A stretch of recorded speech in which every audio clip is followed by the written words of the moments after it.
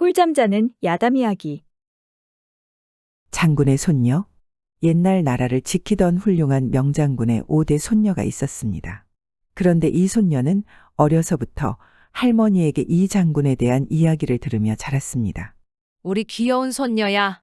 너희 조상께서는 언제나 허리에는 어떤 갑옷과 방패도 베어낼 수 있는 용천검을 차고 머리에는 어떤 화살도 뚫을 수 없는 황금 투구를 쓰고 누런 수건을 머리에 두른 삼천 군사를 이끌고 전장을 누비셨단다. 너의 조상께서 전장에 나타나면 적병들은 싸워보기도 전에 도망을 치곤 하였지. 아주 무서운 분이셨어. 사람들은 귀신도 그분은 무서워서 도망을 칠 것이다라고 늘 이야기를 하였단다. 세상에 그게 정말인가요? 너무 멋져요. 이 소녀는 이야기를 귀에 못이 박히도록 들으며 자랐습니다. 그리고 세월이 흘러서 손녀가 15세가 되었습니다. 집안도 명문가며 이 손녀가 워낙 성품도 좋고 외모도 아름다웠기에 여러 명문가에서 며느리를 삼고 싶어 하였습니다. 그리고 그 중에 가장 집안도 좋고 인물도 좋은 남편감을 골라서 시집을 가게 되었습니다. 그런데 이 손녀가 시집으로 가는 길에 한 언덕길을 지나는데 길가에 웬 처녀가 쓰러져 있었습니다. 아니, 이 사람 뭐지? 왜 저렇게 쓰러져 있을까? 착한 손녀가 가마에서 내려 처녀에게 다가갔습니다. 여보세요. 괜찮으세요? 손녀가 처녀를 불러보았지만 처녀는 일어날 생각을 하지 않았습니다. 손녀는 처녀의 몸에 손을 대고 흔들어 보았습니다. 그런데 이 손녀의 손이 처녀의 몸에 닿자마자 갑자기 처녀의 눈이 부릅떠졌습니다. 그리고는 이 손녀를 보고 괴기스럽게 웃어댔습니다. 걸렸구나, 걸렸어. 네? 뭐가 말이에요? 손녀가 무슨 소리인지 영문을 몰라 갸우뚱하고 있는데 그 처녀는 웃음을 멈추고 가만히 손녀를 바라보다가 벌떡 자리에서 일어나서는 손녀가 타고 있는 가마로 쏜살같이 달려들었습니다. 순간 가마꾼들이 깜짝 놀라서 처녀를 막으려고 해보았으나 이 처녀의 몸놀림이 어찌나 빠른지 그대로 가마꾼들을 지나쳐 가마 안으로 들어가 버렸습니다. 그런데 놀라운 것은 가마에 처녀가 분명히 들어갔는데 끌어내려고 보니 아무도 가마에 타고 있지 않은 것이었습니다. 이게 뭐야? 아니, 우리가 다 같이 헛것을 본 것인가? 뭔 일이지? 손녀도 그리고 가마꾼들도 다들 어리둥절하였습니다. 잠시 당황하고 있다가 그냥 다 같이 헛것을 본 것 같다는 결론을 내리고 손녀는 다시 가마에 올랐고 그렇게 길을 서둘렀습니다. 그리고 얼마의 시간이 지나 이 손녀가 시댁에 도착했습니다. 그리고 시집살이를 시작하는데 그날부터 이상한 일이 자꾸만 벌어졌습니다.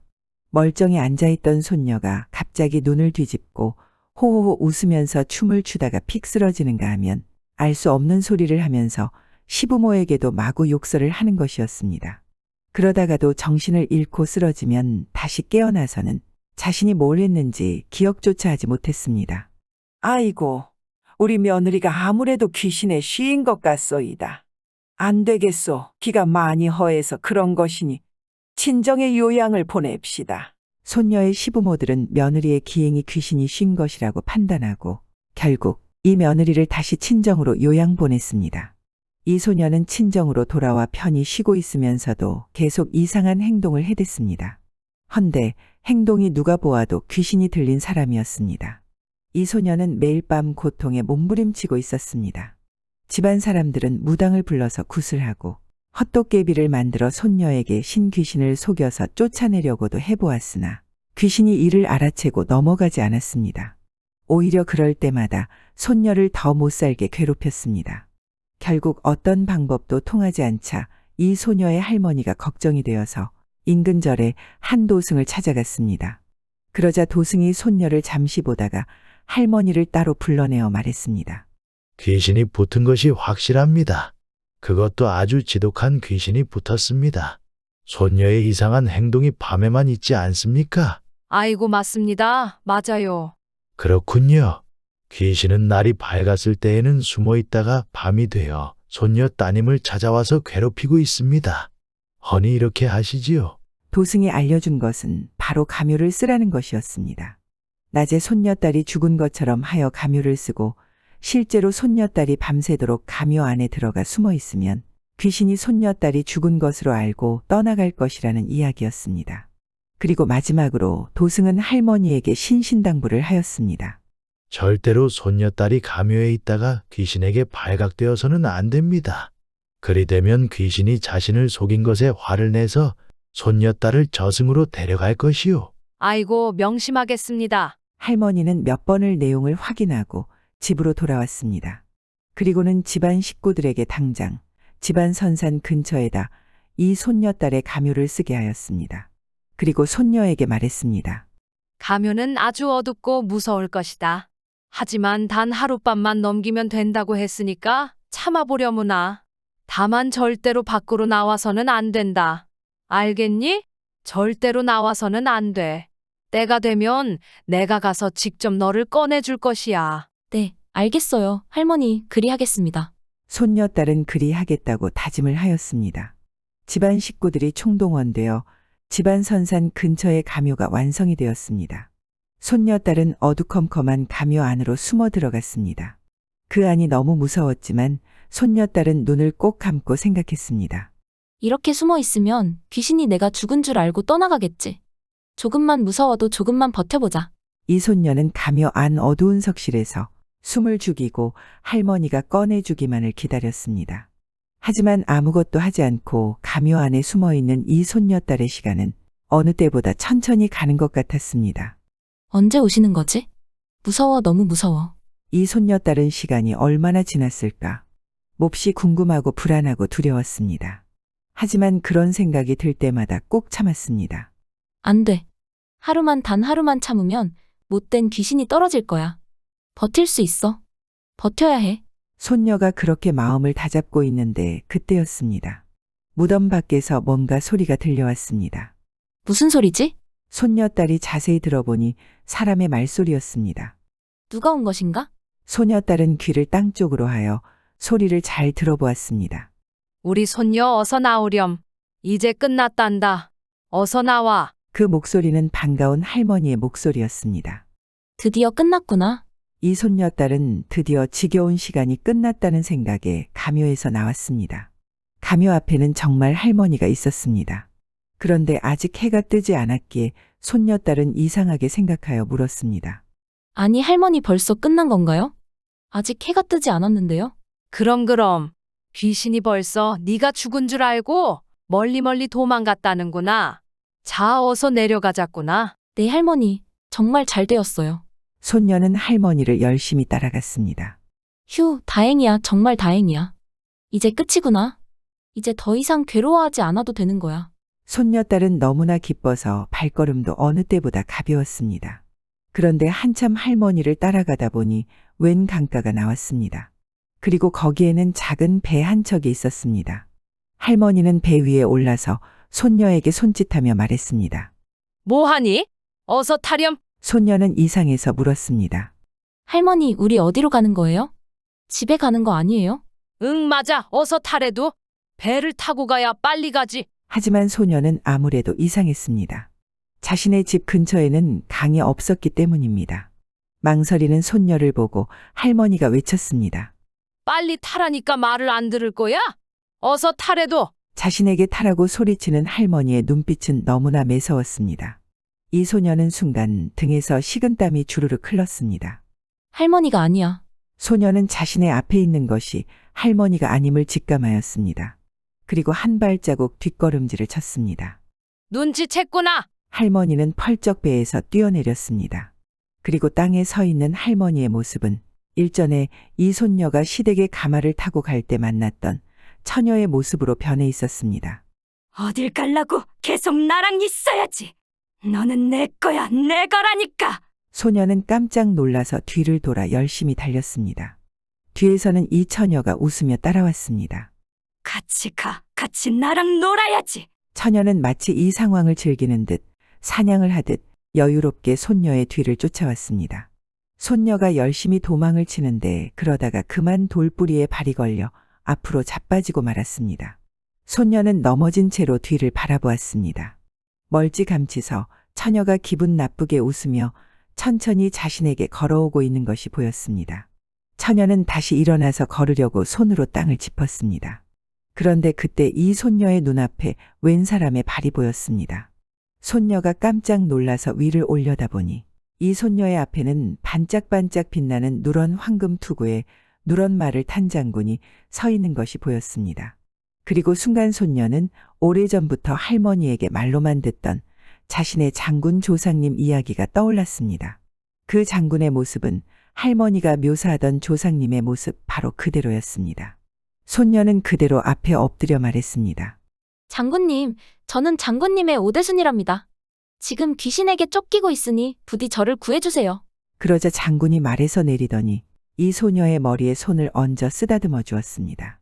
안심하거라. 장군은 그렇게 말하고는 허리에 차고 있던 용천검을 뽑아들었습니다.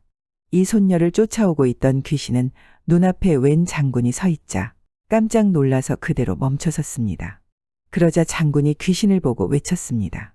내 인연 감히 내 후손을 건드리고도 네 혼이 멀쩡할 수 있을 것 같으냐?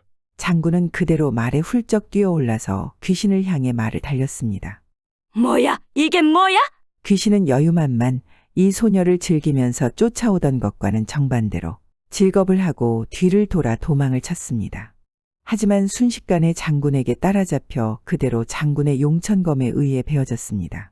귀신은 온 산을 울리는 괴기한 비명소리를 내며 사라져버렸습니다.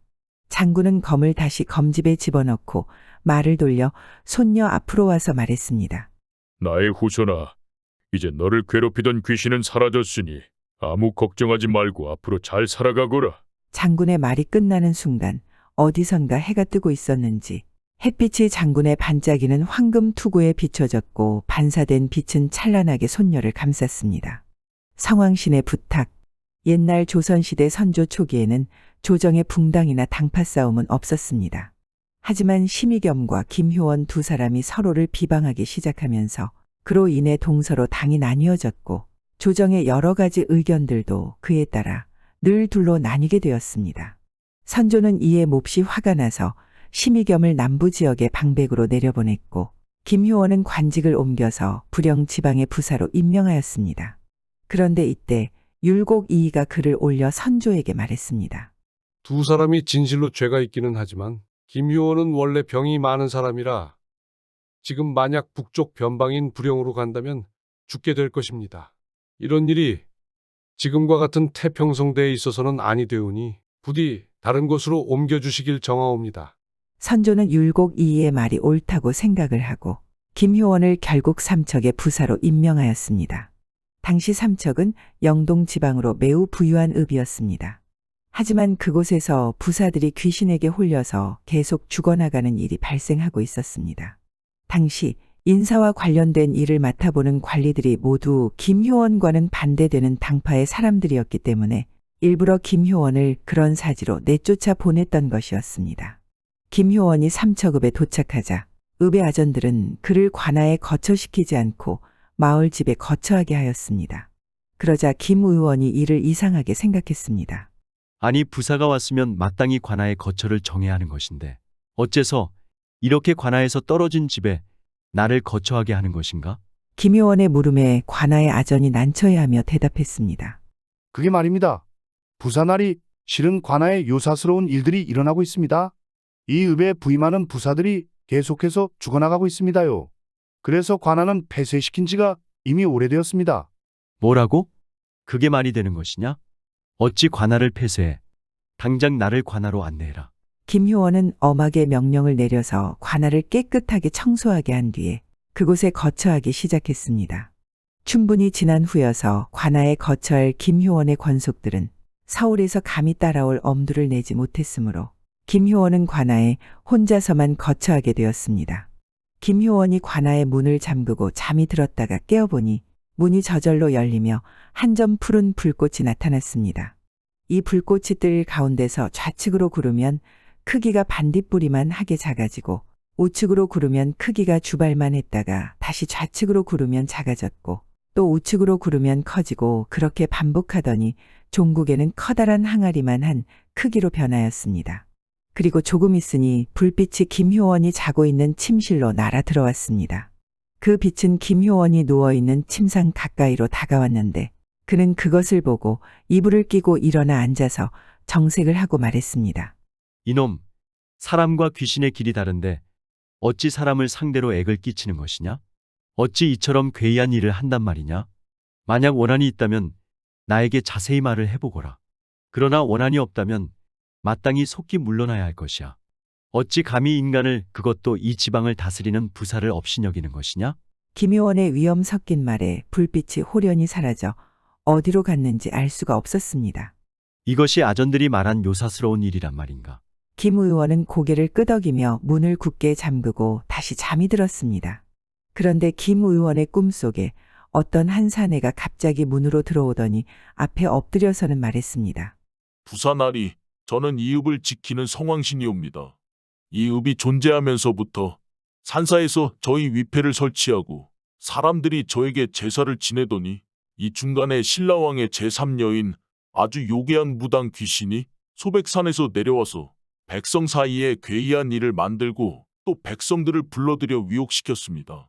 그러자 이 읍에서는 마침내 이 산사에서 저를 쫓아내고 요괴한 무당 귀신에게 제사를 지내기 시작했습니다.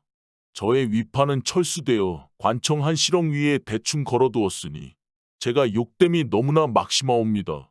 부사나리께서 부디 신의를 꺼내어 옛날 제가 있던 사당에 돌려놔 주신다면 진실로 감사할 일이겠습니다. 제 청을 들어주시옵소서.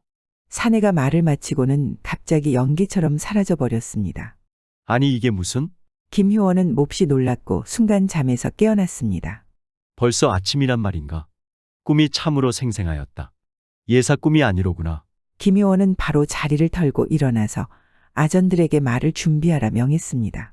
한편 아전들은 분명히 부사 김효원이 밤중에 다른 부사들처럼 죽었을 것이라 생각했는데 아침에 무사히 깨어나자 모두들 신기하게 생각하면서 말을 가져와서는 김 의원에게 물었습니다.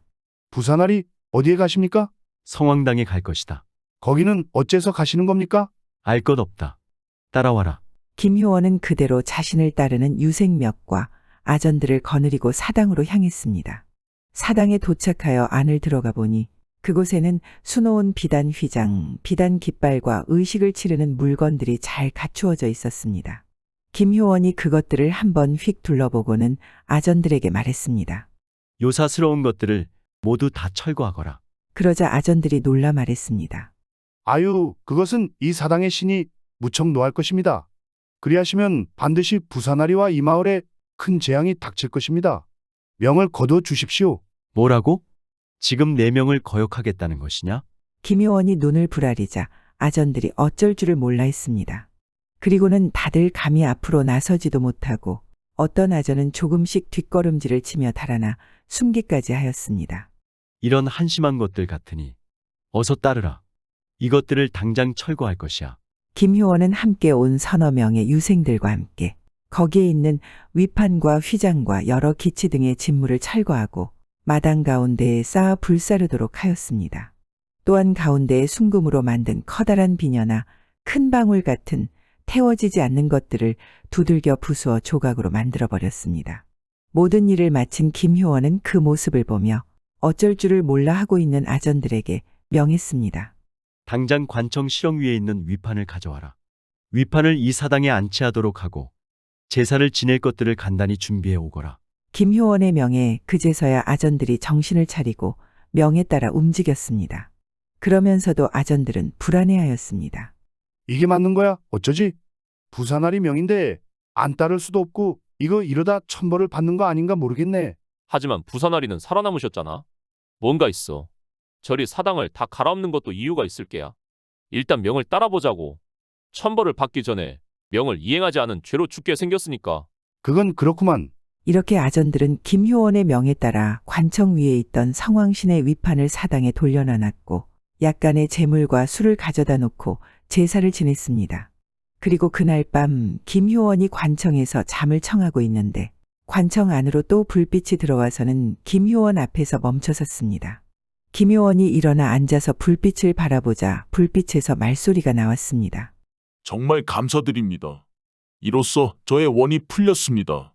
앞으로는 이 마을에 재앙은 없을 것입니다.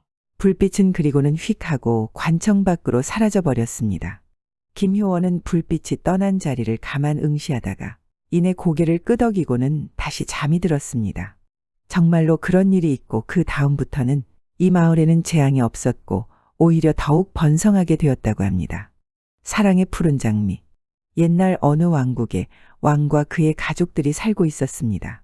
왕에게는 스라의 왕자 한 명과 공주 한 명이 있었고 왕자는 이미 혼인을 하여 부인과 자식이 있었으나 공주는 아직 혼인을 하지 못하고 있었습니다. 아니, 안 하고 있었습니다. 그런 공주를 보며 왕은 자기가 살아있는 동안에 공주가 훌륭한 남편을 맞이하는 것을 보고 싶었습니다. 이 공주는 아름다운 갈색 눈을 가지고 있었고 목소리는 옥구슬이 구르는 소리처럼 영롱했습니다.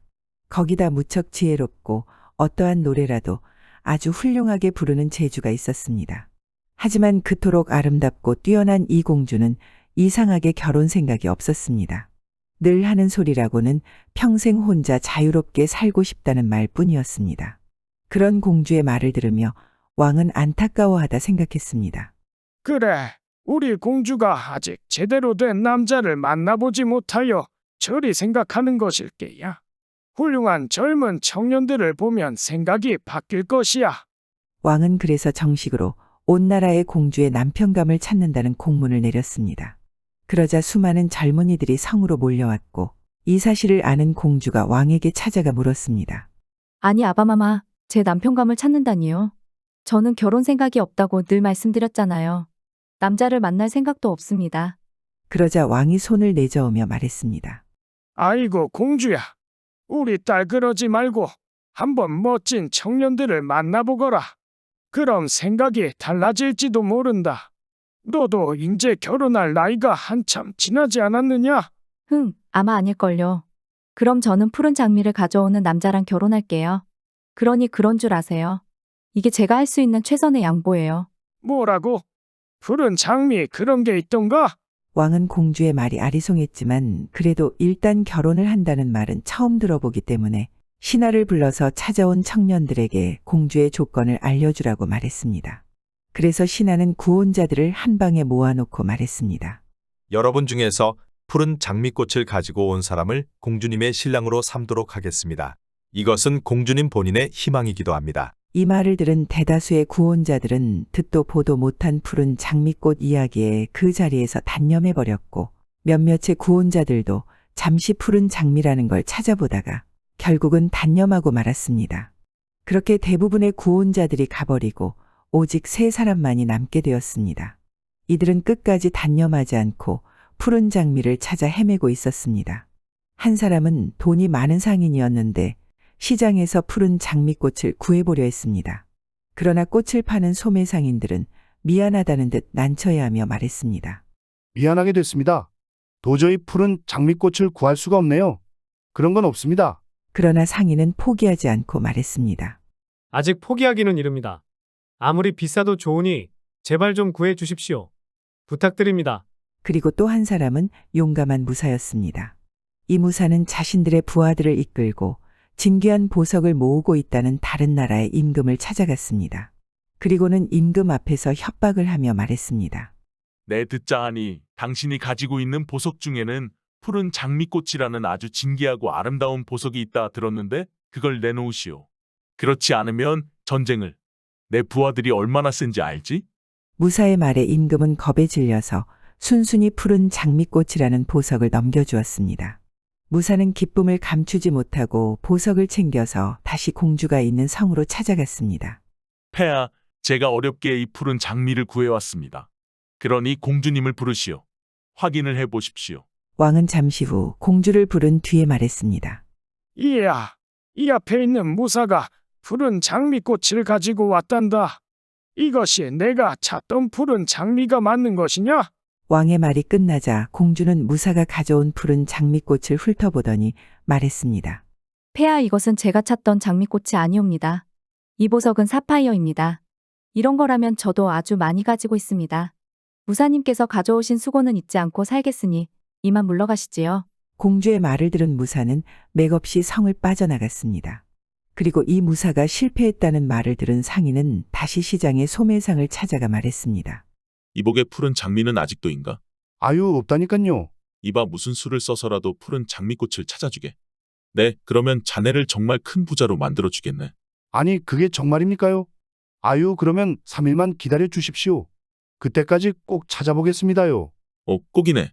이렇게 상인은 돌아갔고 소매상은 일단 약속은 하였으나 애시당초 푸른 장미꽃 같은 건 없다는 것을 알고 있었습니다. 이 소매상은 고민을 하다 집으로 돌아갔고 이 일을 아내와 상의하였습니다. 그러자 소매상의 아내는 백장미에 푸른 물감을 섞어서 상인에게 가져다 주라 말했고 소매상은 괜찮은 방법 같아서 찬성하고 그렇게 백장미에 푸른 물감을 바른 뒤에 상인에게 가져다 주었습니다. 그러자 상인은 크게 기뻐하며 이 소매상에게 큰돈을 주었고 장미꽃을 가지고 성으로 왕을 찾아갔습니다. 그러자 이번에도 왕은 공주를 부른 뒤에 말했습니다. 내가 보기에는 정말 아름답고 푸른 장미꽃이구나. 내가 보기에는 어떠하냐? 공주는 잠시 장미꽃을 훑어보더니 피식 웃으며 말했습니다. 폐하 보아하니 이 장미꽃은 원래는 하얀 백장미옵니다. 그런데 여기다 푸른 물감을 덧칠한 뒤에 눈속임을 하였군요. 폐하, 이것은 저와 폐하를 기만한 것과 다름이 없사옵니다. 이를 어찌하면 좋겠습니까? 뭐라? 자신이 없고 구하지 못하게 했으면 포기를 할 줄 아는 결단력도 있어야 되거늘. 어찌 이리 가벼운 눈속임으로 짐과 공주를 속이려 들었단 말인가? 괘씸한 지고 여봐라, 당장 저놈을 끌어내 감옥으로 데리고 가도록 해라.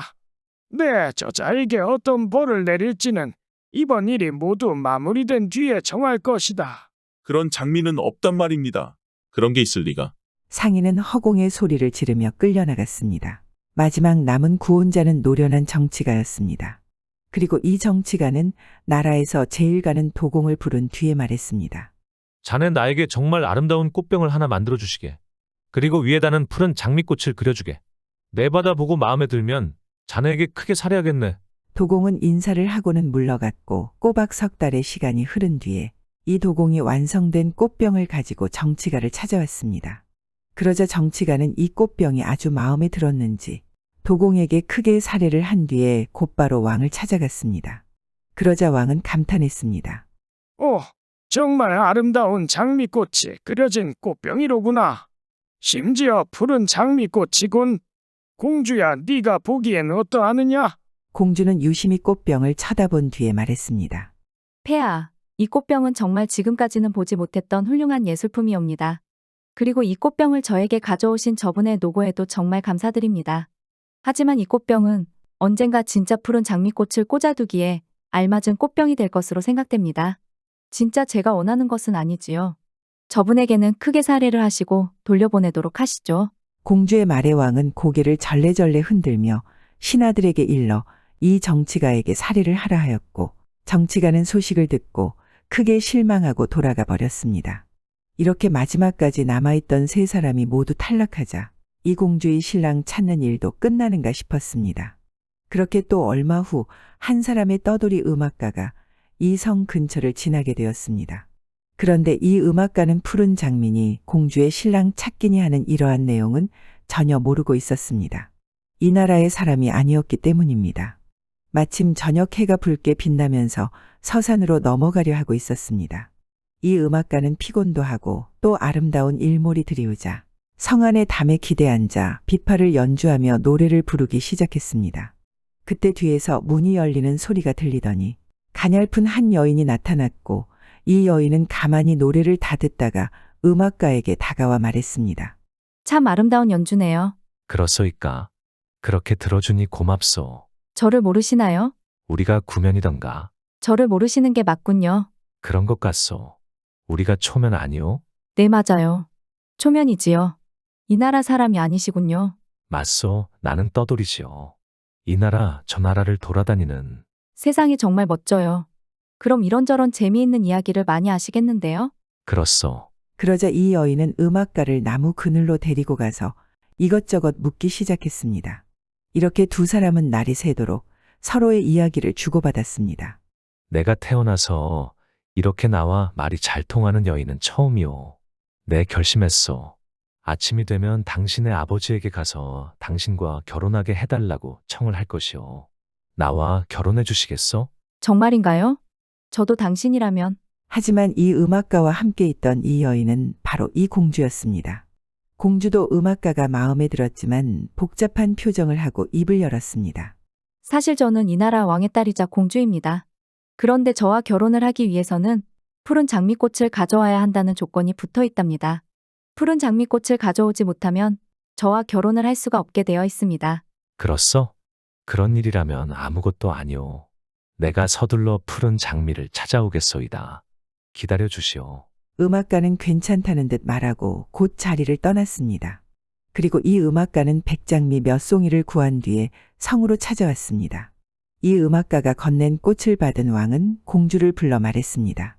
이야, 저자가 지금 이 백장미를 가져와서는 푸른 장미라고 하는데 네가 보기에는 어떠하냐? 저자가 아무래도 생명이겠지? 그러나 공주의 대답은 뜻밖이었습니다. 네, 폐하 바로 이것입니다. 이것이 제가 바라던 푸른 장미꽃입니다. 뭐라고? 이게 무슨 소리야? 공주의 말에 왕도 신하들도 고개를 갸우뚱하였으며 이런 왕과 신하를 보며 공주는 말했습니다. 이 꽃은 사랑에 빠지지 않은 사람들이 봤을 때는 분명 백장미겠지만 사랑에 빠진 제가 봤을 때는 분명히 파랗고 아름다운 푸른 장미입니다. 그만큼 사랑의 힘이 이렇게나 강하며 아름다운 것 아니겠습니까? 어떻습니까, 여러분? 공주의 말에 신하들은 모두 고개를 갸우뚱하였습니다. 그게 뭔 소리야? 그러게. 언제는 푸른 장미가 아니면 절대로 안 된다고 하시더니만 갑자기 이게 뭐야? 우리는 왜 고생을 했어? 신하들이 술렁대자 왕이 웃으며 말했습니다. 그래, 우리 공주가 이 장미가 푸른 장미로 보이는구나. 공주의 마음이 이 백장미를 푸르게 볼 정도로 사랑에 잔뜩 빠진 것이겠지. 공주의 말대로 이것이야말로 진정 사랑의 힘 아니겠는가? 왕은 그러면서 눈을 동그랗게 뜨고 신하들을 뚫어져라 바라봤습니다. 그러자 재상이 말했습니다. 맞습니다. 그것이야말로 사랑의 힘이겠지요. 사랑은 무엇이든 가능하게 만들지 않습니까? 재상은 그렇게 말하고는 킁킁하고 헛기침을 하며 옆에 있는 신하의 옆구리를 툭툭 건드렸습니다. 그러자 옆에 신하도 눈치를 보더니 외쳤습니다. 사랑의 힘이 참으로 위대합니다. 그러자 다른 신하들도 덩달아 외쳐냈습니다. 공주님께서 참으로 아주 진실한 사랑을 하게 되셨군요. 거짓 없는 진실한 사랑 말이죠. 그러자 공주가 웃으며 말했습니다. 고맙습니다, 여러분. 푸른 장미를 가져오라는 말은 사실 제가 사랑하는 사람을 데려오라는 것이었습니다. 저는 제가 사랑하는 사람을 만나 결혼하고 싶었거든요. 이제껏 사랑하는 사람이 이렇게 푸른 장미를 찾았습니다. 여러분 축하해 주어서 정말 고맙습니다. 공주님 행복하십시오. 행복하세요, 공주님. 그제서야 눈치만 보던 신하들은 진심으로 기뻐하며 공주의 행복을 기원해 주었습니다. 왕 또한 그런 공주의 결혼을 흔쾌히 승낙해 주었습니다. 그리하여 떠돌이 음악가와 공주는 결혼을 하게 되었고 아름다운 호수 옆에 집을 짓고 그곳에서 평생을 행복하게 살았다고 합니다. 이도 삼설사. 복숭아 2개로 정적을 제거하다. 이도 삼설사는 복숭아 2개로 3명의 용사를 죽였다는 뜻입니다. 이와 관련하여 다음과 같은 이야기가 전해지고 있습니다. 복숭아 2개로 어떻게 막강한 장군이자 권신을 제거할 수 있었는지 안영의 그 지혜가 참으로 궁금합니다. 물론 여기서 말하는 장군은 공신으로 나라의 권력을 쥐락펴락하는 실세들이었습니다. 이와 관련하여 다음과 같은 이야기가 전해지고 있습니다. 옛날 제나라에는 안영이라는 훌륭한 제상이 있었습니다. 그리고 그런 안영이 모셨던 제나라의 경공은 힘이 센 장수들을 무척 아꼈습니다. 특히 그 중에 공손첩과 고야자, 정계강이란 용맹스러운 세 인물이 있었습니다. 세 장수 모두 용기와 힘이 있는 데다가 문장도 잘 지어 경공의 총애를 한 몸에 받았습니다. 이들은 경공의 총애를 등에 업고 국정을 농단하면서 세 명이 서로 친하여 의형제처럼 지내면서 조정에서도 세력을 떨치고 아나무인으로 행동했습니다. 동서고금을 막론하고 공신에 대한 사후 처리는 매우 민감한 사항이었습니다. 많은 신하들이 이들을 못마땅하게 생각했으나 이들의 무용이 워낙 뛰어나고 또한 경공이 그들을 총애하고 있었기에 누구도 이들을 함부로 할 수가 없었습니다. 그들의 횡포가 날이 갈수록 심해지자 제상인 안영은 이들을 걱정했습니다. 그 세 장수는 제상인 안영에게조차 제대로 인사를 하지 않을 정도였기 때문입니다. 홍손첩 고야자 전계강 이 셋을 이대로 두었다가는 근심거리가 될 것이야. 제거해야겠구나. 안영같이 탁월한 국정 수행 능력을 지니고 담대한 기백까지 갖춘 재상이 기고만장하던 이 세 사람을 그냥 두고 볼 수는 없었을 것입니다. 국가의 안녕을 위해서도 그들을 조기에 제거해야만 했습니다. 어떻게 보면 국가의 안위를 위해서 세 사람 모두 설득하여 민족과 국가에 기여하는 인물로 객과천선하게 하는 방법도 있었겠지만 안영이 보기에 세 사람은 그럴 가능성이 결코 없었습니다. 그렇게 마음을 먹고 있는데 노나라에서 소공 일행이 제나라로 왔습니다. 이때 이 세 장수를 제거할 절묘한 계책을 생각해냈습니다. 경공이 소공을 위해 연회를 열었을 때 안영은 그들 앞에 나서서 말했습니다. 궁궐 후원의 금복숭아가 향기롭게 잘 익었습니다. 그것을 두 임금께서 드시고 만수무강하십시오. 그 복숭아는 너무나 귀한 것이라 맛이 좋다고 소문이 쟁쟁할 정도였습니다. 오, 그런가. 마침 귀한 손님이 오셨는데 잘 되었구만. 우리 재상이 복숭아를 이리로 가져다 줄 수 있겠습니까? 안영은 곧장 후원으로 가서 복숭아를 따왔습니다. 그러자 안영은 따온 복숭아에 대해 자랑을 늘어놓기 시작했습니다. 이 복숭아로 말할 것 같으면 제 선친께서 살아계실 적에 동에 사람이 바친 것으로 30년 동안 잎과 가지만 무성하더니 올해 겨우 몇 개만 열렸습니다. 오늘 군주께서 오셨으니 이 복숭아를 함께 맛보고자 합니다. 오, 그렇습니까? 참으로 고마운 일입니다. 이리 귀한 것을. 그런데 안영이 따온 복숭아는 6개뿐이었습니다. 안영이 복숭아 6개를 쟁반에 받쳐 들고 와서 경공에게 올렸습니다. 경공은 1개를 귀빈인 노나라 소공에게 주고 1개는 자기가 먹었습니다. 또 1개는 소공을 모시고 함께 온 숙손착에게 주고 1개를 안영에게 주었습니다. 그리고 총 6개 중에 4개를 먹게 되니 복숭아가 딱 2개가 남게 되었습니다. 그러자 여기에서 안영의 계책이 빛을 발하게 되었습니다. 이런 상황 전개를 안영이 애초부터 생각하고 있었습니다. 이 상황에서 안영이 경공에게 말했습니다. 아직도 쟁반에 복숭아가 남았으니 전하께서는 이를 세 신하 중에 이 나라에서 가장 공이 크고 수고를 많이 한 사람에게 주십시오. 그거 참 좋은 생각이요. 과연 우리 재상이시오. 그럼 그대가 신하들의 공로를 잘 듣고 평가하여 복숭아를 받을 사람을 선정해 주시오. 그리하여 연회에 참가하고 있던 세 장수 중에 공손첩이 가장 먼저 나서서 지난날 자신이 세운 공적을 자랑하며 말했습니다. 소신은 지난번 전하께서 동산에서 사냥하실 때 사나운 호랑이를 때려잡았습니다. 제 공로가 어떠합니까? 그러자 안영이 대답했습니다. 하늘을 떠받치듯 어가를 보유했으니 공로가 막대하오. 술 한 잔과 복숭아 하나를 드시고 자리로 돌아가시오. 이를 본 고야자도 앞으로 나와 의기양양하게 자신의 공을 고했습니다. 호랑이를 잡은 건 별것도 아니오. 나는 황하에서 묘사스러운 큰 이무기에 목을 베어 전하를 위험에서 구했습니다. 공로가 어떻습니까? 그 이야기를 듣던 경공이 문득 그때를 떠올리며 말을 하였습니다. 오, 그래. 파도가 그때 아주 사납게 몰아치고 있어. 이무기를 죽이지 않았다면 과인은 물에 빠지고 익사했을 것이오. 그대가 복숭아 먹을 자격이 있다는 것을 누가 의심하겠소. 이에 안영은 고야자에게도 술과 복숭아를 내려줬습니다. 그러자 이것을 보고 있던 정계강이 나서서 말했습니다. 저는 일찍이 어명을 받들고 서나라를 정벌하여 적장을 죽이고 500여 명의 포로를 잡았습니다. 이에 서나라 군주가 두려움에 떨며 뇌물을 보내 제 나라를 섬겼고 이를 본 담나라 등도 나라를 맹주로 모셨습니다. 이 공로도 복숭아를 먹을 만하지 않겠습니까? 정계강의 호소를 듣고 안영은 경공에게 아뢰었습니다. 전 장군의 공로는 공손첩과 고야자 장군보다 10배나 뛰어납니다. 그런데 안타깝게도 나눠줄 복숭아가 없으니 어찌하면 좋을까요? 일단 술만 하사하시고 내년을 기다려야 하겠습니다.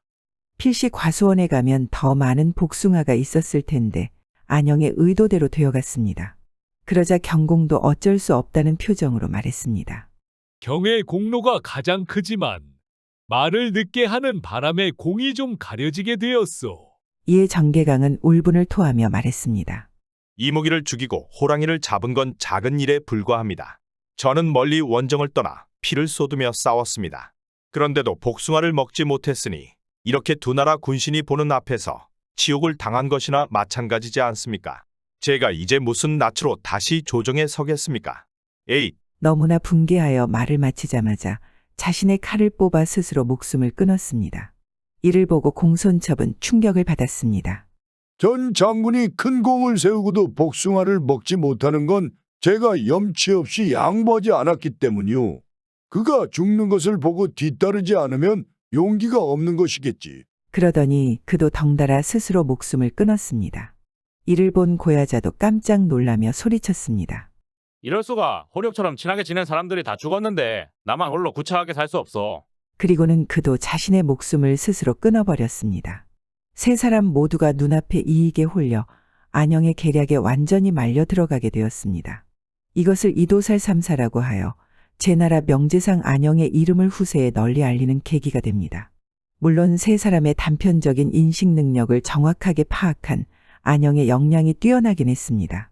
골칫거리였던 세 장수들을 일거에 없앤 뒤 안영은 졸지에 아꼈던 장수들을 다 잃고 시리에 빠진 경공을 위해 진양저라는 장군을 청거했습니다. 진양저는 훗날 사마양저로 명성을 떨치는 명장입니다. 손자병법만큼 유명한 병법서인 사마법의 저자이기도 합니다. 진양저는 안영의 청거로 경공에게 중용되었는데 이후 수많은 전장에서 혁혁한 공을 세우며 제나라를 초강대국으로 만들었습니다. 덕분에 그를 청거한 안영의 위상도 더욱 높아지게 되었다고 합니다. 문제는 권력의 속성이 있었습니다. 하늘의 태양이 오직 하나이듯이 나라의 지조는 하나뿐이며 권력은 부자 간에도 나눌 수 없는 속성을 지닌 것입니다. 이 세 사람이 경공을 받들고 겸손한 자세로 처신하였다면 별 문제가 없었을 것입니다. 그런데 사람의 심리가 그렇지 않은가 봅니다. 남들보다 탁월한 공을 세우는 사람들은 저마다 권력의지도 갖고 있는 경우가 많습니다. 내겐 너무 가벼운 부인. 옛날 어느 마을에 지주의 땅에서 농노로 일하는 가난한 농부가 살고 있었습니다. 그런데 이 농부의 부인은 말이 너무나도 많은 여자여서 잠시도 생각이 난 말을 참지 못하고 그 말을 해야 직성이 풀리는 사람이었습니다. 그런 부인 때문에 농부는 늘 골치가 아픈 일이 아주 많았습니다. 하지만 착한 농부는 그래도 이 부인을 아주 사랑해 주었습니다. 하지만 그와 부인만 알고 있어야 할 비밀이 마을 사람들에게 공공연하게 소문이 나는 것은 그도 영 탐탁치만은 않은 일이었습니다. 이보게 자네. 요즘 엉덩이에 종기가 났다며. 응? 그걸 자네가 어찌하는가? 내 엉덩이를 언제 봤는가? 아니, 재순 씨가 우리 어머니한테 얘기를 했더라고. 아유 많이 큰가? 자네 엉덩이가 3개가 되었다던데. 그걸 또 그새 가서 얘기를 했단 말인가? 아유 세상에, 어제 난 종기가 채 곰기도 전에 순식간에 온 마을 사람들이 이 농부의 종기 소식을 알게 되었으니 이 농부는 부인의 가벼운 입에 기가 막히고 코가 막힐 노릇이었습니다. 농부는 곧 부인에게 갔습니다. 아니 여보. 어머, 당신 오셨어요? 왜 이렇게 빨리 돌아오셨어요? 마을 사람들이 어째서 내 엉덩이에 난 종기를 다 알고 있는 것이오? 왜 자꾸 말을 여기저기 하고 다니냐 이 말이오? 아니, 그게 그러니까 당신 엉덩이에 난 종기가 너무 아파 보이고 걱정돼서 혹시 빨리 종기를 낫게 하는 방법이 있나 하고 여기저기 물어보러 다닌 거예요. 저는 그저 당신이 빨리 나으면 좋을 것 같아서 화나셨어요? 저는 당신을 위해서 그런 건데. 부인은 화를 내려는 농부의 눈치를 살피며 울먹거렸습니다. 그러니 착한 농부는 금세 마음이 누그러졌습니다. 아니 그렇구만. 아유 그래도 내가 좀 부끄러우니까 그런 것은 웬만하면 우리끼리 잘 해결합시다. 세상에, 제가 당신을 부끄럽게 했군요. 제가. 아니요 자자 이리 오시오. 이리 와. 아니 우리 부인이 날 위해 그런 것인데 내가 몰라줬구만. 서방님. 농부는 울먹거리는 부인을 꼭 안아주었습니다. 매번 이런 식이었습니다. 그런데 그러던 어느 날 농부가 밭을 가는데 갑자기 땅에서 뭔가 땅땅하며 걸리는 소리가 들렸습니다. 이게 뭐야? 웬 항아리가? 농부는 항아리를 땅속에서 꺼내봤습니다. 그런데 이게 웬걸, 항아리 안에는 돈이 가득 담겨 있었습니다. 세상에 이게 다 얼마야? 이 수천 냥은 돼 보이는데 이게 무슨, 야, 횡재했구나, 횡재야. 농부는 크게 기뻤습니다. 그러나 이 농부는 농노의 신분이었으므로 만약 이 사실을 이 땅의 관리인이나 지주가 알게 된다면 이 돈을 다 뺏기게 될 것이 분명했습니다. 농부는 황급히 항아리를 집에 가져와서 아무도 모르는 곳에 깊숙하게 숨기고 이 일을 어떻게 처리해야 할지 고민을 시작했습니다. 이 일은 어쩌나?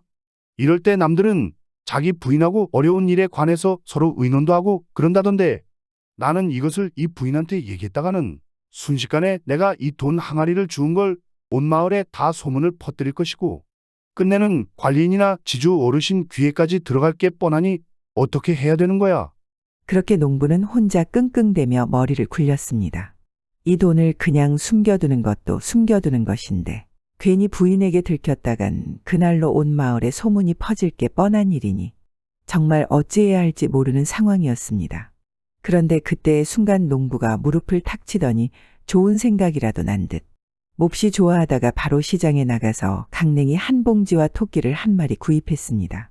그리고 돌아오는 길에 냇가에서 그물을 던져 물고기를 잡았습니다. 그리고 물고기를 꺼낸 뒤에는 그물 속에 물고기 대신 시장에서 구입한 토끼를 넣어 두었습니다. 그 다음 숲으로 넘어가 나무 사이에 잡은 물고기들을 흩뜨려 놓고 강냉이는 배나무 가지에 잘 뿌려두었습니다. 이렇게 모든 준비를 마친 농부는 가쁜 숨을 몰아쉬며 집으로 돌아갔습니다. 마침 점심때가 되었고 농부와 부인은 밥을 먹으며 대화를 나누었습니다. 여보, 우리 부인 오늘 밥이 아주 맛있는데 역시 당신 솜씨는 알아줘야 된다니까. 그 밥이랑 반찬 좀 더 주시오. 오늘 점심은 아주 배 터지게 먹어야겠소. 그리고 부인, 우리 다 먹고 난 다음에 소화도 시킬 겸 숲에 가서 물고기를 잡아보는 건 어떻소? 농부의 말에 부인은 어이가 없다는 듯이 말했습니다. 예, 아니 당신 무슨 말을 하는 거예요? 숲에서 물고기를 잡다니요? 지금 저를 놀리시는 거죠? 그 정도는 저도 알아요. 놀리다니? 그렇지 않소. 이렇게나 맛있는 밥과 반찬을 대접해주는 부인에게 내 어찌 그럴 수 있겠소. 그런데 부인 표정을 보니 정말 소문도 못 들어본 모양이구려. 그 버섯처럼 물고기가 생겨난다는 신기한 숲에 대해서 말이오. 네, 전혀요. 그럼 잘 됐군. 오늘 당신에게 내 좋은 구경을 시켜드리리다.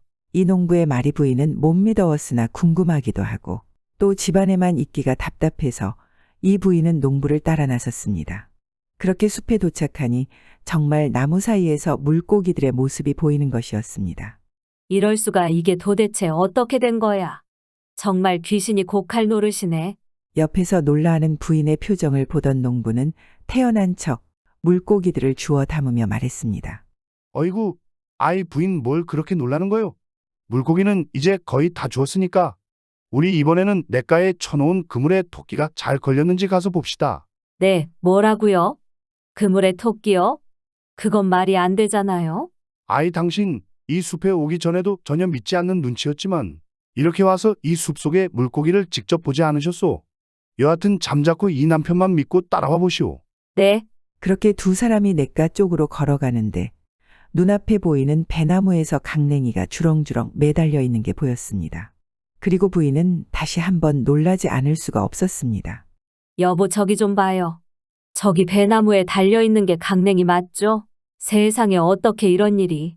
여보, 저건 강냉이가 맞기는 한데 배나무에 열린 게 아니라 강냉이 구름이 있는데 구름이 숲을 지나다가 강냉이 비를 배나무 위에 뿌려서 저렇게 된 것이라오.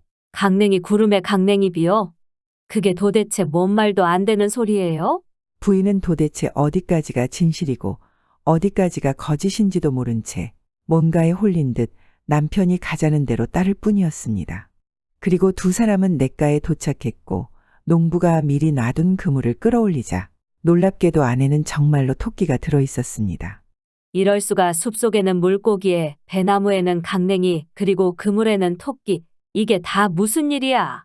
정말 난생 처음 보는 일뿐이네.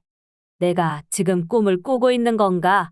부인은 멍한 표정으로 혼자 중얼거렸고 남편은 속으로 킥킥대면서 침착한 척 말했습니다. 당신 뭐 벌써부터 그렇게 놀란 표정을 하나? 아직 큰 게 남았는데 우리 집에 진짜 놀라운 게 하나 남아있소이다. 뭐라고요? 아직 뭐가 더 남은 거예요? 그리고 놀라운 거라니, 우리 집에는 도대체 뭐가 있는 건데요? 말씀을 해줘 보세요. 남편은 이제 이 부인의 반응을 거의 즐기는 듯이 말했습니다. 부인, 그건 말이오. 우리 집에 바로 정말 많은 돈이 담긴 항아리가 있소이다. 돈 말이오. 돈이라고요? 집에요? 아니 그럴 수가. 그게 가장 믿기지가 않아요. 우리한테 돈이 많이 있다니. 아니 그럼 매초에 집에서 나오기 전에 돈 항아리부터 보여주시지 그러셨어요? 세상에 돈이라니. 에이, 그래도 오늘 이렇게 오랜만에 둘이 밖에 나와서 재미난 구경도 하고 살림욕도 즐기고 괜찮지 않았소? 아이, 그리고 원래 진짜는 마지막에 남겨두는 거 아니겠소? 자자, 우리 어서 집으로 돌아갑시다. 내가 돈 항아리 보여주겠소. 네, 빨리 가봐요. 너무 기대돼요. 이렇게 두 사람은 물고기와 강냉이 그리고 토끼를 챙기고 집으로 돌아갔습니다. 농부는 집에 가자마자 숨겨두었던 돈 항아리를 내보였습니다. 여보, 이게 꿈이에요? 생시예요? 우리 이제 정말 부자예요. 그죠? 여보, 그런 거죠? 부인은 손뼉을 치며 몹시 기뻐했고 남편도 기뻐하는 부인을 보며 흐뭇해하고 말했습니다. 그럼 그렇고 말고 우리도 이제 이 지긋지긋한 가난에서 벗어나는 것이오. 그런데 부인, 이 사실이 관리인에게 알려지면 어떻게 되겠소? 우린 이 돈을 전부 뺏기고 이런 큰 돈을 이야기하지 않고 이렇게 다 숨겨놨으니까 벌까지 받게 될 것이오. 내 말 무슨 뜻인지 잘 알겠소? 네, 당신이 무슨 말을 하는지 알겠어요. 이건 정말 우리 둘만의 비밀로 하는 거예요. 진짜 우리 아무한테도 말하지 않는 거예요. 그거요, 부인, 정말 이 일은 우리 두 사람만이 알아야 됩니다. 명심하시오. 농부는 부인에게 재차 강조했고 부인도 남편의 말에 고개를 끄덕였습니다. 그리고 그날 밤이었습니다. 집 밖에서는 사람들이 시끄럽게 떠드는 소리가 들렸습니다. 아니 밖에 왜 이렇게 시끄럽지 여보? 잠시만 보고 올게요. 부인의 말에 이 남편이 재빨리 말했습니다. 그만둬요. 나갈 필요 없소. 아이, 그래도 이거 뭔가 큰일이 난 것 같아요. 제가 나가서 확인만 하고 금방 돌아올게요. 집 밖으로 나가려는 부인을 이 남편 농부는 재차 말리며 말했습니다. 그럴 필요 없어요. 내가 알려주겠소. 지금 밖에 소동은 이 관리인이 지주님의 물건을 훔치다가 들켜서 마을 사람들에게 몰매를 맞으며 쫓겨나는 소리란 말이오. 아마 새 관리인이 올 것이오.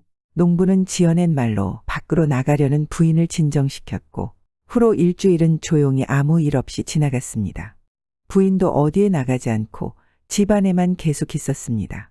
그러나 무엇이든 말하지 않고는 못 베기는 이 부인에게 어마어마하게 많은 돈을 가지게 된 꿈 같은 일은 말하지 않고는 참을 수 없는 그런 일이었습니다. 그러니 부인은 언제까지고 잠자코만 있을 수는 없었는지 기어이 일을 내고 말았습니다. 농부가 잠깐 일 때문에 밖에 나간 사이였습니다. 이 집에 반찬을 나눠주러 이웃집 여자가 찾아온 것이었습니다. 동생, 요즘 왜 이렇게 밖에를 안 나와? 자, 이거 나물 좀 먹어봐. 아주 그냥 팍팍 잘 무쳐줬어. 세상에 언니 너무 고마워요. 아유, 고소한 냄새. 아니, 그런데 뭔 일이 있는 거야?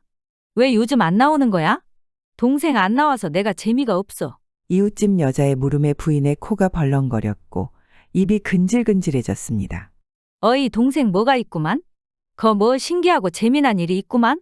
딱 그럴 때 나오는 표정 아닌가? 응, 아유, 맞아요. 역시 언니 눈치는 알아줘야 된다니까. 내가 우리 언니는 못 속여 못 속여. 정말 뭔데? 아유, 우리 언니가 이렇게 눈치를 채버렸으니까. 내가 어쩔 수가 없네요. 어쩔 수가 없어. 대신 언니 절대로 아무한테도 말하면 안 돼요. 우리 둘만의 비밀이에요. 아유, 그럼. 나 절대로 아무한테도 말을 안 할게. 내가 어디 가서 말을 하면 인제 자네가 언니. 내가 동생 할 게 뭔데?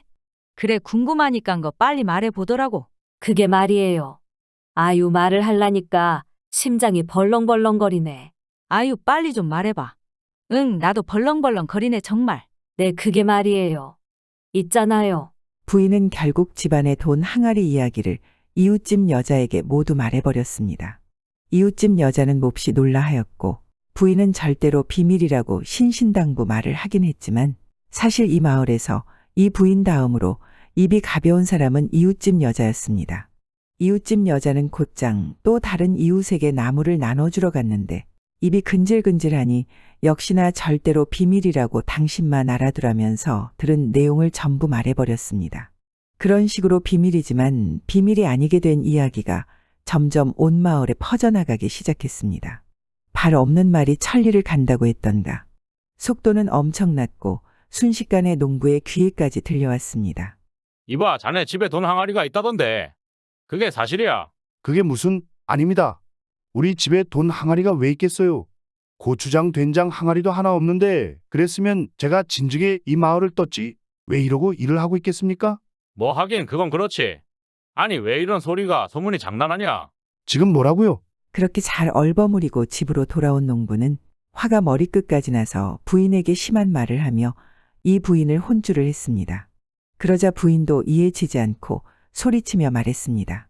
아니, 저는요, 분명히 비밀이라고 이야기를 했다고요. 아니, 비밀을 이야기하면 비밀이 아니게 되지. 그게 어떻게 비밀이란 말이오? 아니, 제가 분명히 비밀이라고 이야기를 했다니깐요. 그럼 비밀이죠? 왜 저한테 그러세요? 아유, 답답해라. 아유, 부인, 도대체 왜 그러는 거요? 도대체 내가 못 살겠소. 제가 답답해요. 저랑 못 살겠다고요? 정말 실망이에요. 어찌 이럴 수가 있는 건지. 정말 어쩜 이렇게 되는 거 전부 말해버리겠어요. 다 폭로하겠다고요. 부인은 눈물을 흘리며 밖으로 뛰쳐나갔고 정말 아무나 붙잡고 집에 있는 돈 항아리 이야기를 하고 다녔습니다. 그러자 당연히 관리인도 이 사실을 알게 되었고 결국 농부는 이 관리인에게 불려가게 되었습니다. 관리인은 농부를 보고 물었습니다. 듣자 하니 자네가 밭에서 돈 항아리를 발견했다는데 정말인가? 예, 아닙니다. 나으리. 돈 항아리라뇨. 저는 그런 거 본 적도 없습니다. 그래. 아니 이야기가 너의 부인의 입에서 나왔는데도 나한테 거짓말을 하는 게냐? 아예 아닙니다. 나으리. 그것이 분명 제 부인의 입에서 나온 말일 테지만 그런 이상한 말들이 한두 가지가 아닙니다. 요즘 제 부인이 안 좋은 병에 걸려서 아무 말이나 하고 또 자기 입에서 무슨 말이 나왔는지 자기도 모른다 이겁니다. 뭐 그래 그런 병이 있어. 그렇다면 확인을 해보면 되겠지. 여봐라 이자의 부인을 데려오거라. 이윽고 부인이 불려왔고 관리인이 물었습니다. 네, 묻겠다. 너의 남편이 돈 항아리를 발견한 게 사실이냐? 예, 나으리, 사실입니다. 부인의 대답에 관리인은 농부를 보며 말했습니다. 아이 자네 이래도 발뺌을 하겠는가? 아닙니다. 나으리 사실이 아닙니다. 저게 다 병 때문에 저렇습니다. 지금 제 부인은 자신이 무슨 말을 했는지도 모를 겁니다. 그럼 언제 돈 항아리를 처음 봤는지 물어봐 보십시오. 관리인은 표정을 찌푸리며 부인에게 물었습니다. 그 돈 항아리를 본 게 언제였느냐? 언제였냐고요? 그건 제가 정확히 기억하고 있습니다. 이상한 숲속에서 물고기를 주워온 날이었어요. 부인의 말에 이 관리인은 조금 이상한 표정을 짓더니 말했습니다. 뭐라고 이상한 숲에서 물고기를 주워와? 그게 뭔 소리인가? 계속해 보거라. 그리고 난 다음에 강냉이 비를 맞은 배나무에서 강냉이를 따왔고, 그리고 그물에 토끼가 들어있어서 그것도 챙겼었습니다. 이거 뭔가 말이 점점 이상한데? 또 더 할 말이 남았느냐? 제 남편이 어이없게도 제가 병에 걸렸다고 하는데 저는 멀쩡합니다. 억울해요. 그리고 그날 밤 관리인께서는 마을에서 주민들에게 쫓겨다니고 계셨습니다. 그러고 보니까 그래서 제 관리인이 오셨을 거라고 했는데 어찌 되는 거지? 뭐라고? 아니 내가 누구에게 쫓겨 그게 무슨 말이냐? 나으리 나쁘게는 생각하지 말아 주십시오. 관리인 나리께서 지주님의 물건을 훔치다가 들켜서 주민들에게 몰매를 얻어맞으며 쫓기고 계시지 않으셨습니까? 아니 이 여자가 지금 무슨 말도 안 되는 말을 하는 거야? 아까부터 정말 어이가 없는 소리만 하고 있지 않은가? 뭐 내가 마을 사람들한테 얻어맞고 쫓겨다녀? 참으로 무례하구만. 여봐라고 아무도 없느냐? 이 여자를 지금 당장. 그때 재빨리 농부가 관리인 앞에 무릎을 꿇고 나서서 말했습니다. 나으리 정말 죄송합니다. 아까 말씀드리지 않았습니까? 제 불쌍한 부인이 이런 중병에 걸려서 나리께 실수를 한 것입니다. 제 잘못입니다. 제가 부인을 잘 돌봤어야 하는데 저를 벌하시고 불쌍한 제 부인은 제발 한 번만 용서해 주십시오. 나으리 부탁드립니다. 관리인은 벌을 주려 했으나 병에 걸렸다는 부인의 심각한 상태를 보아하니 딱한 마음도 들고 또 이 농부가 무릎을 꿇고 울면서 용서를 구하니까 이내 화났던 마음도 수그러졌습니다. 내 원래는 너희 부부에게 벌을 주려고 했는데 요상한 병에 걸린 사정이 아주 딱하고 또 내가 이렇게까지 울며 애원하니 이번만은 너희 부부를 용서해 줄 것이야. 그러니 당장 내 눈앞에서 사라지거라. 그리고 빨리 몹쓸 병을 치료하거라. 관리인의 말이 끝나기가 무섭게 농부는 아내를 데리고 얼른 집으로 돌아갔습니다. 그렇게 너무나 다행스럽게도 아무 일 없이 무사히 집에 돌아오자 농부는 이내 긴장이 풀렸는지 크게 한숨을 쉬고 바닥에 털썩 주저앉아 버렸습니다. 그리고 그런 남편 농부의 모습을 본 부인은 울면서 말했습니다. 당신 정말 너무해요. 관리인과 많은 사람들 앞에서 나를 병에 걸린 사람 취급하다니 어떻게 그럴 수가 있어요. 그게 무슨 말이오? 그렇지 않소. 내 말을 잘 들어보시오. 당신은 거기서 스스로 병에 걸린 사람처럼 행동했을 뿐이오. 그런 것이오. 알겠소. 덕분에 돈 항아리가 우리에게 없다고 관리인도 그리고 마을 사람들도 믿게 되는 것이고 이 모든 것이 전부 다 우리 부인 덕분이오. 예, 제가요? 그렇소. 당신 덕에 큰 돈을 지켜냈으니 돈은 이제 다 당신 것이오. 모두 당신이 가지시오. 어머나 세상에. 아이 제가 그리 기특한 일을 하다니. 아이 그럼 뭐 제가 가지는 게 맞겠지만 하지만 어찌 혼자만 가지겠어요. 당신도 가끔 좀 드릴게요. 아이 고맙소. 앞으로 내 당신에게 더 잘하리다. 당신이 많은 돈을 지켜줬으니 말이오. 나는 늘 당신을 사랑하는 일을 게을리하지 않을 것이오. 어머 세상에 정말 감동적이에요. 그리고 부인 앞으로는 말이오. 입을 항상 조심하시오. 그렇게 하면 화가 나는 일도 또 실수를 하는 일도 훨씬 적어질 거요. 그 내가 누구 때문에 관리인 놈 앞에서 울고불고 무릎 꿇고 애원했겠소. 다 우리 사랑하는 부인 때문에 그런 거 아니었겠소. 맞아요. 그렇죠. 그러니 앞으로는 입을 무겁게 하고 늘 말을 조심해야 하오. 그 말 때문에 우리가 이 고생을 하고 서로 눈물을 흘리게 된 것이니까. 맞아요. 저도 이번에 어찌나 놀라고 무서웠는지 사실 제가 당신과의 비밀을 말해버려서 일이 이 지경이 되었다는 걸 알고는 있었어요. 그런데 그게 다 제 잘못 때문이라는 것이 마음이 너무 힘들고 또 무서워서 그래서 저도 모르게 그만 당신에게. 부인 다 이해하오. 그럴 수 있소. 이해하오. 앞으로 그러지 않으면 될 일이오. 다 잘 넘어가지 않았소. 우리 앞으로 서로 믿고 의지하면서 사랑하며 살아가도록 합시다. 네. 저도 앞으로는 정말 입을 함부로 놀리지 않을 거예요. 정말로요. 부인도 그제서야 긴장이 풀렸는지 주저앉아 눈물을 쏟기 시작했습니다. 농부는 그런 부인을 안아주고 잘 달래주었습니다. 후로 두 사람은 서로를 믿고 의지하며 하루하루 살아갔고 숨겨둔 돈도 사람들 몰래 조금씩 내어 요긴한 곳에 티가 나지 않게 쓰기 시작했습니다. 부인은 입을 가벼이 놀리면 큰 화가 닥칠 수 있다는 것을 몸소 깨달은 뒤부터는 정말 입이 무거운 사람으로 다시 거듭났습니다. 그리고 슬기롭게 집안 재산을 불려나갔습니다. 그로부터 몇 년이 지난 후 사람들에게서 돈 항아리 사건은 완전히 잊혀졌으며 부부는 큰 부자가 되었고 농노가 아니라 어엿한 자유민이 되어서 행복하게 풍족하게 살아갔다고 합니다. 구독과 좋아요, 알람 설정 부탁드리옵니다.